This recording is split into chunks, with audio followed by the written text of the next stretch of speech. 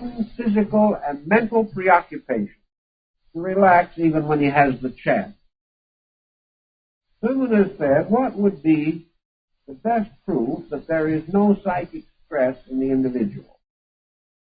Well, there is no real way in which you can dogmatically answer such a question, but it seems to me that one of the proofs that the individual's pressures are not too great for him is that he can lie awake without sleeping, but resting and in bed for 8 hours without a negative thought. If he can rest and his natural thoughts are pleasant, if perhaps he is inclined to indulge in certain fantasy that is charming, gentle, non-destructive, or if he can carry lightly through the hours some pleasant prospect which he hopes to advance, and without straining the mind, maintains a subtle positivity in which his thinking is advancing some good cause or advancing the solution of his own problem without pressure or tension. If he can do this, the chances are his nervous system is under control. If also in these situations he finds that he awakens reasonably refreshed from sleep when he does sleep, when his dreams are few, or when at least he has no memory of them. It may also probably be that his pressures are not too great. We wonder sometimes if a certain type of sleep fatigue does not really testify to unremembered sleep activity. In other words, we may not have any remembrance of a dream, but if we wake up in a morning without sleep having refreshed us, we get out of bed as tired as when we went to bed, and there are no physical symptoms or no physical evidence to support the theory that we are suffering from a physical ailment of any kind, then it is quite possible that this lassitude is due to an intense sleep phenomena which was not remembered. Because if the various faculties do not rest adequately, then we do not have the sense of refreshment which should naturally follow rest. So if in the morning you wake up with the feeling that you have just finished a 9-round fight, without having any memory of the fight, but the full measure of exhaustion and a certain degree of psychic scarring, it is quite possible that there has been very little rest due to psychic pressure. Some persons do not naturally seem to dream as easily as others. And in many instances, apparently, the dream mechanism does not immediately function. This is the reason why, under certain types of analytical thought treatment, a person who has not dreamed will begin to do so.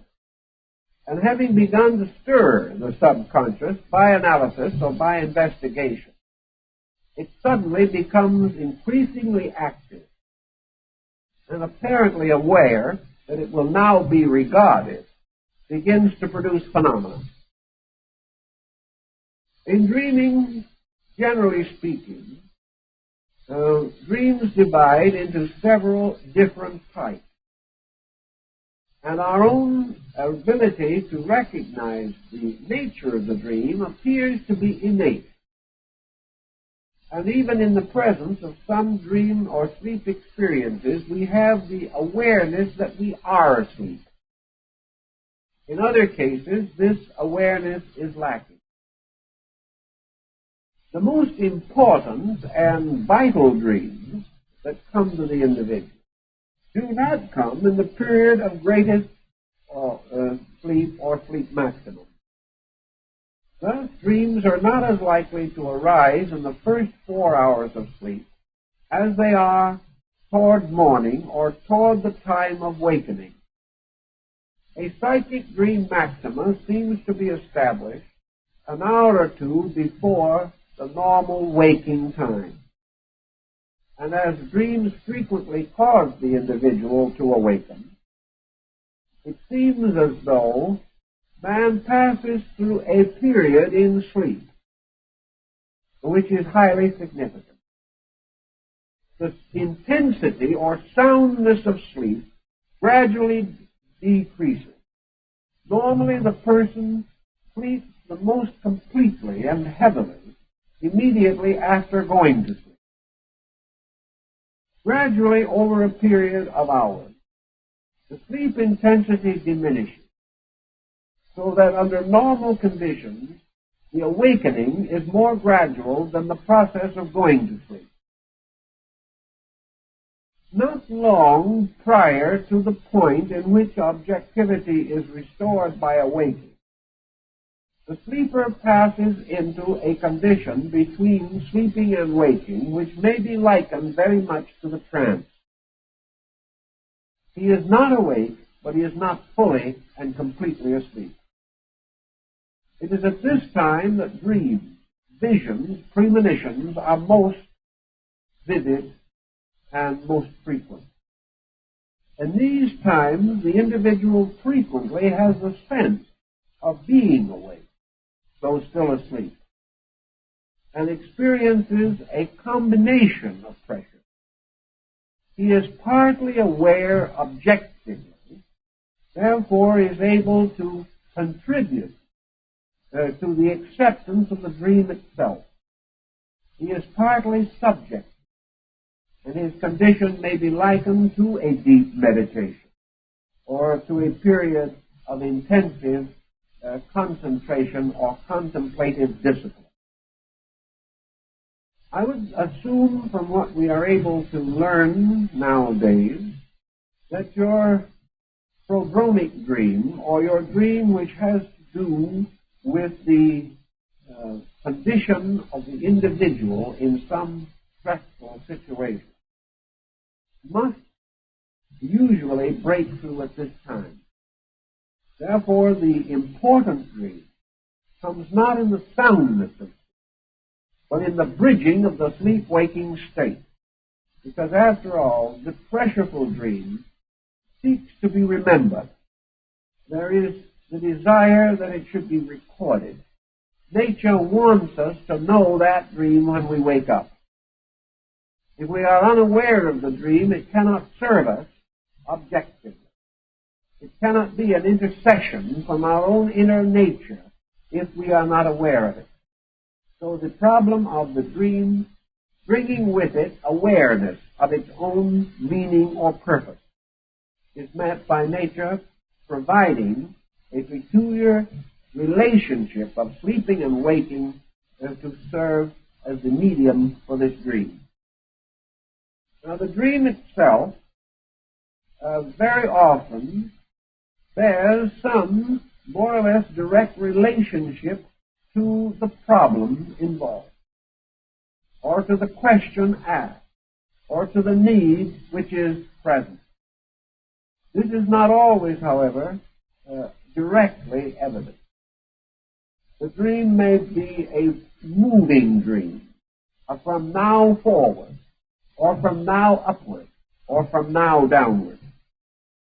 The dream summarizes in one way or another the nature of the confusion in ourselves and its true and often unrecognized cause. Now, this is perhaps one of the keynotes of the entire situation. Things have several apparent causes and one true cause. The attitudes that we hold, the situations that arise in our lives, are nearly always related to some basic principle or to some basic factor with which we have been unable to cope successfully. Most persons' lives are projections of a small group of psychic patterns. These patterns may be traceable to early life. They may be traceable to shock or intensity or disappointment or tragedy. They may be the accumulation of habits. They may arise in our believing, or in our lack of self-control, or in our appetite. But there will nearly always be a few basic pressures which have become submerged and which are now known to us only by a series of scattered and sometimes apparently unrelated circumstances. It is very valuable for the individual attempting to correct a defect of character to become aware of the basic reason. One of the most common examples of this type of thing is multiple marriage. An individual makes an unfortunate marriage. This may happen to nearly anyone, and therefore there is nothing extraordinary about it.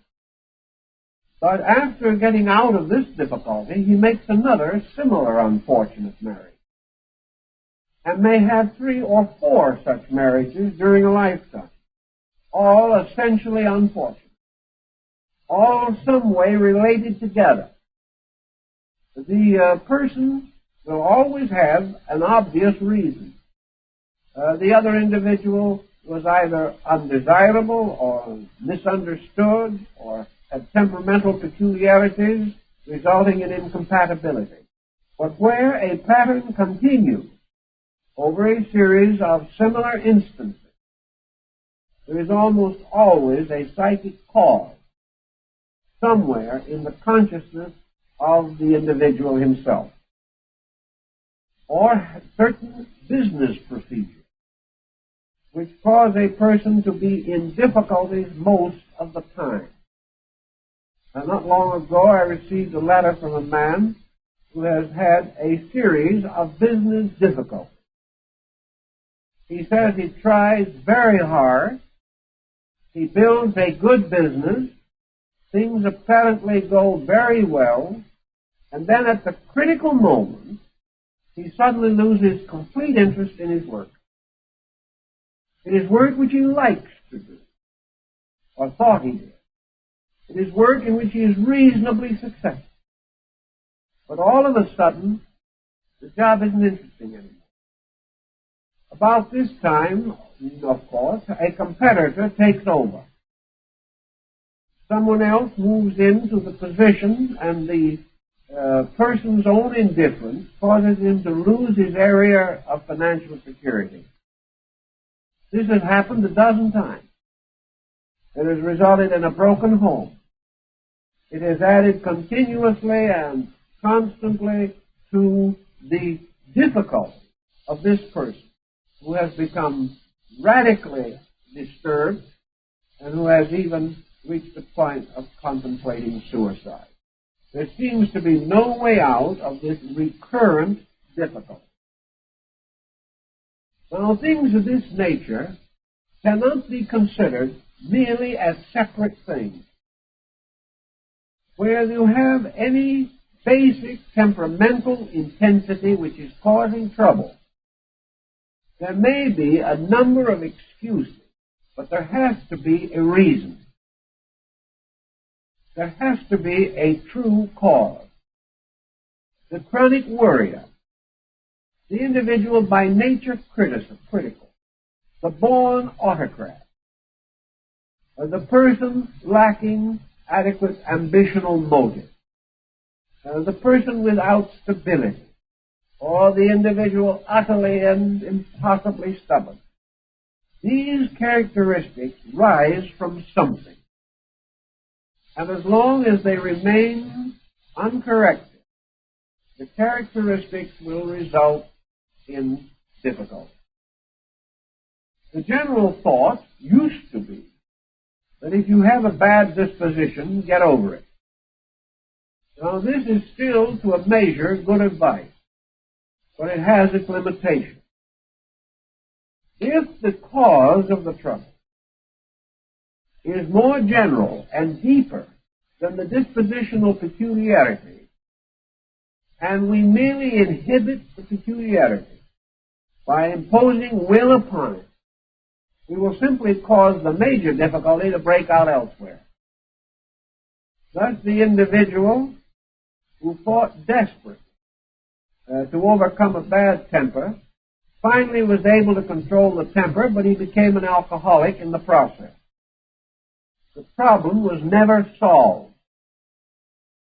The value of your dream as an instruction factor is that it is frequently possible by means of dream analysis to penetrate into this area of essential cause.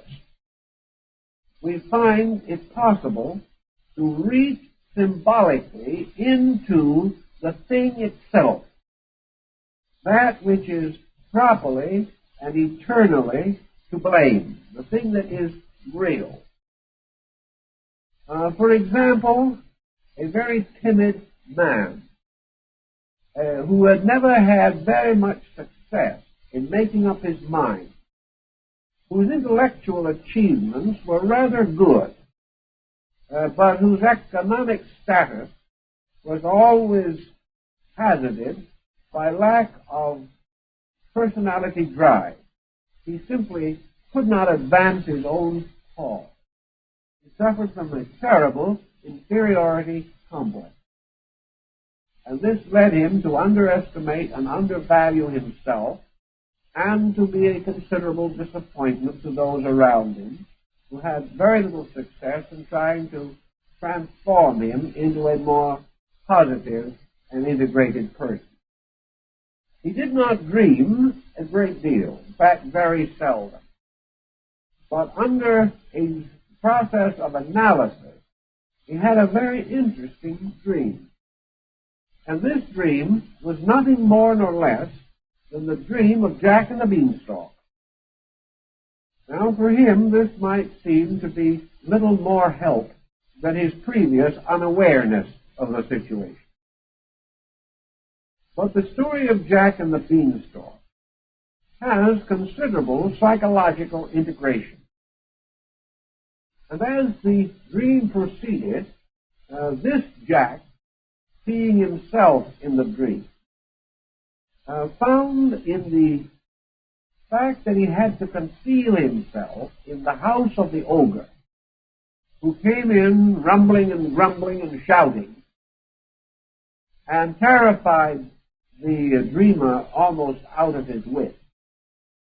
This phase of the dream continued to be prominent until it became obvious that somewhere in the life of this individual, the ogre factor tied into his timidity. Somewhere there was an ogre. Somewhere there was a giant. Now, what was the final, more or less, clearing circumstance? It might be quite easy to say that this ogre could be a person. That this ogre might have been an over-stern or dominating parent, or a cruel guardian. This ogre might also represent some basic fear by which the individual tormented himself. The ogre could be a form of guilt mechanism in which the person could not dare to proceed because of something in his background of which he was frightened or ashamed. This ogre could be a moral element in his life, which had never been sublimated or had never been clarified.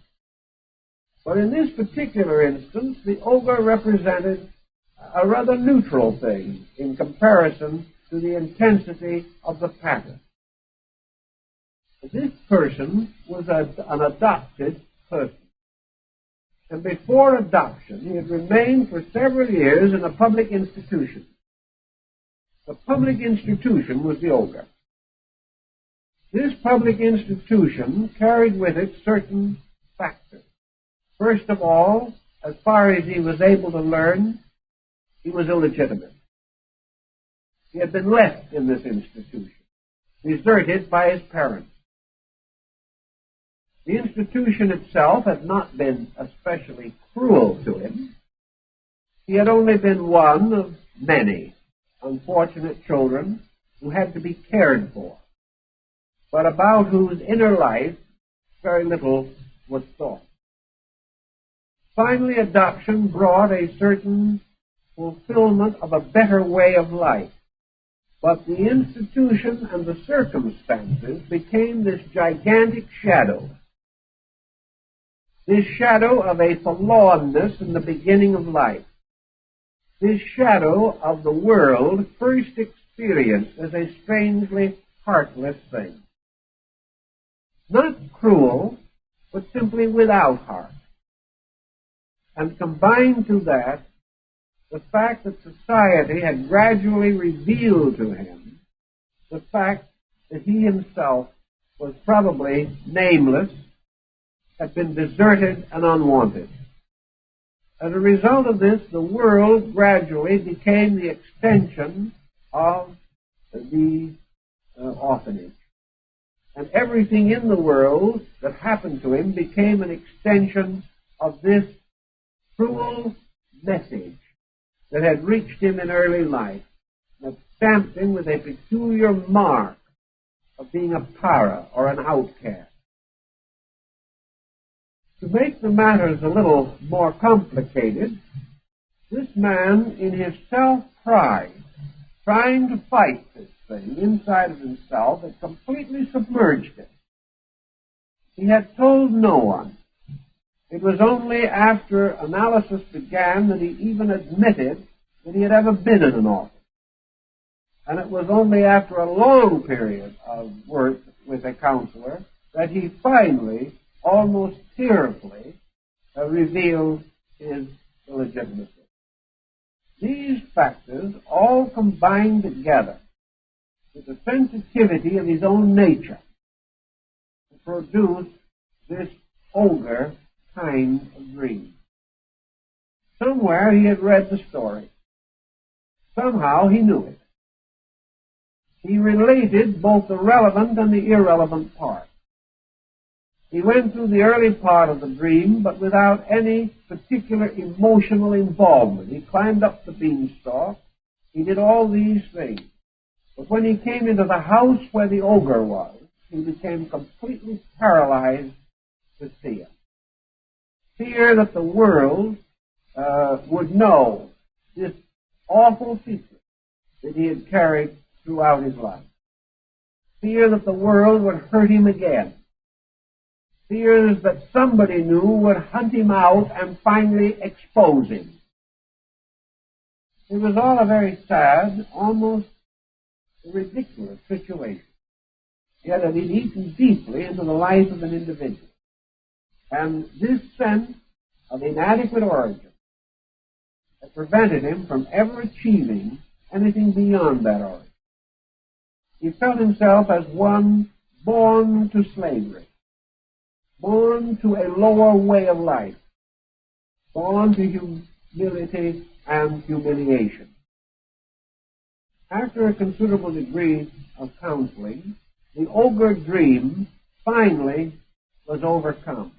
And it was overcome not in the way that it might be expected, that the ogre disappeared, or that little Jack was able to get down the beanstalk and cut it down, as in the original story, so that the ogre and everything perished together. But in this case, there was a gradual transformation of the ogre. And it ended up by the dreamer and the dream being of a very compatible nature. The fellow was getting along excellently with the ogre at the last report. He had overcome the fear. But the ogre seemed apparently to be a symbol suitable to summarize the shadow, this heavy imponderable that hurt all the time. There is also a good case of what we might term the Amportis dream, which bears a similar kind of stigma. You remember in the Grail legend, Amportis, the king of the Grail, attempted to rescue the holy spear from the black magician. But the black magician turned the spear and thrust it into the side of Amportis. And Fortis had intended to use the spear to destroy the power of evil. But the power of evil took hold of the spear and wounded the King of the Grail. This wound would not heal.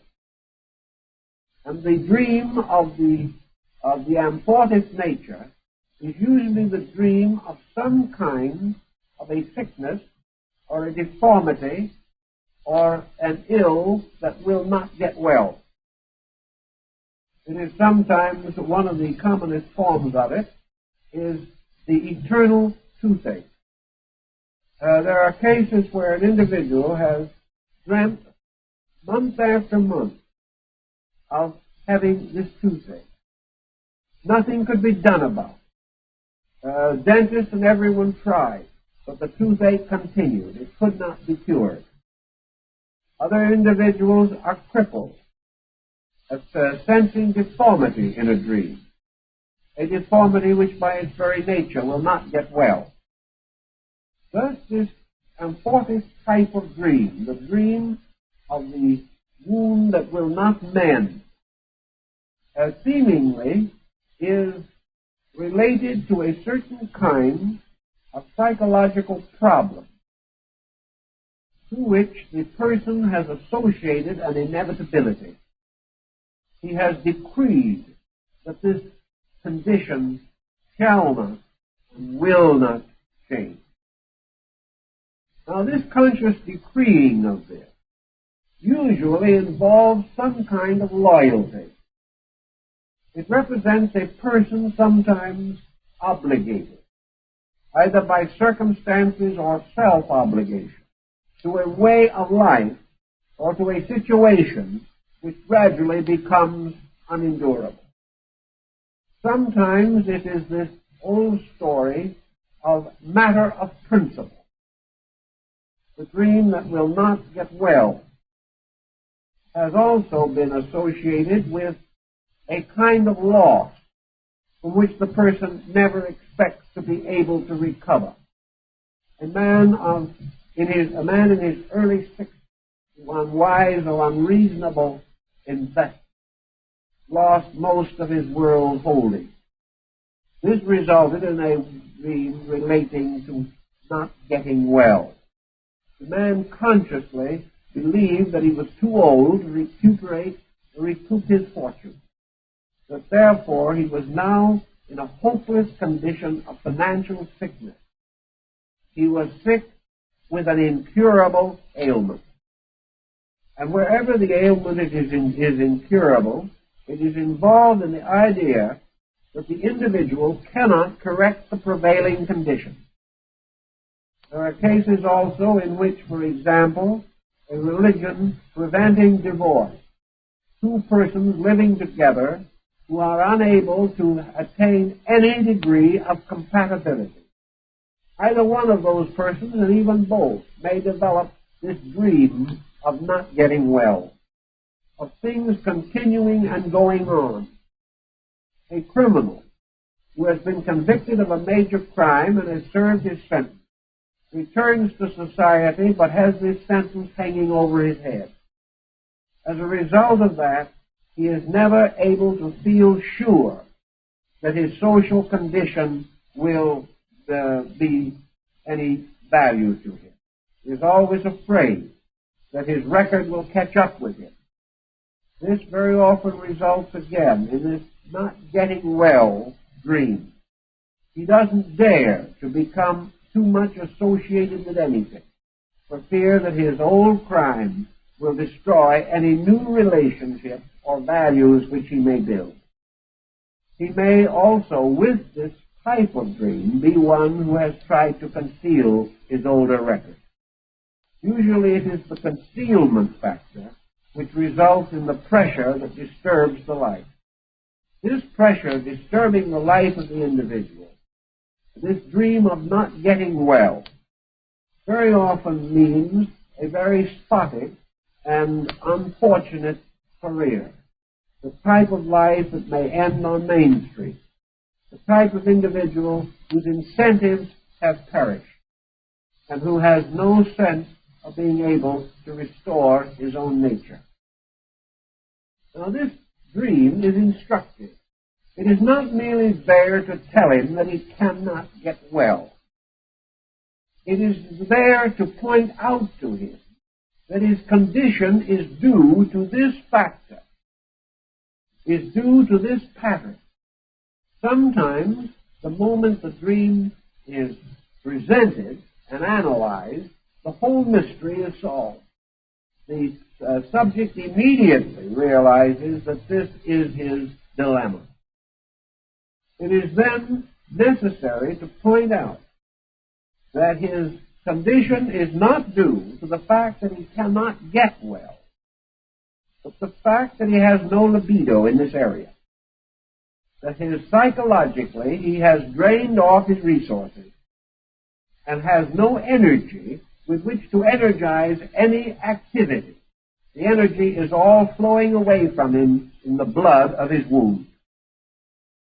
If he can gain a different relationship to the incident, if he can awaken to the full fact that he is not actually the victim of the circumstances with which he has separately explained each of his failures. The first time the job wasn't much good. The second time the boss was impossible. The third time he had to work with people who made life difficult for him. Another time he lost his job due to the ulterior motive of another employee, and so on and on, until the pressure of explanation obscured the original fact that he really lost all of these things simply because he had resolved inside of himself to let go of life. Life was punishing him psychologically.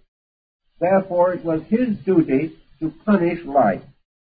And one of the ways in which we punish life is to destroy ourselves, because in each of us, our own life is symbolic of life in general. So the wound can be healed the moment the person realizes that it originates in a complex, or originates in a pattern, which has gradually become a reality, not in itself, but through its symptoms. And just as a dream gives one group of symbols for the interpretation of the situation, so the circumstances through which the person passed form another group of symbols bearing upon the original cause. Once this cause is recognized, once the individual comes face to face with it, he can begin to work with it. And he discovers the degree in which he has succeeded by the gradual transformation of the dream content itself. Finally, if he is successful in what he is doing, whatever the adversary is becomes a friend. Whatever the difficulty is, healed. And in some mysterious way, the wound is cured, even though there was no expectation that it could be. An individual hobbling along as a psychological cripple under a very peculiar fixation experienced a dream in which he was miraculously healed when the fixation itself was broken. Now, he was sufficient of a rationalist that he could not accept in his own mind the mere fact that suddenly, as a cripple, he could walk again. Therefore, to rationalize this in his own mind, he devised a dream miracle by which he was able to make his healing reasonable by drawing upon the miracle content of world legendary and tradition. He found, however, a way to symbolically present the remedy which had come to him. Thus, whenever we discover the psychological content of a dream and its meaning, the dream itself must be observed, and under therapy the dream generally continues. And as this dream comes under the influence of therapy, it gradually changes its own content. And when the content of the dream is no longer dangerous, or no longer difficult or tragic, and no longer a restraint, we are then reasonably assured that the basic cause of the attitude has been reached, that the basic cause has been corrected. From this point on, the secondary symptoms fall away of themselves, for they cannot exist apart from the cause of themselves. Thus the dream reveals the cause and also helps us to discover the degree of remedy which we have achieved. In this way, and in many other ways, the dream is a very instructive experience. But our time is up, so we'll have to do some more instructing next week.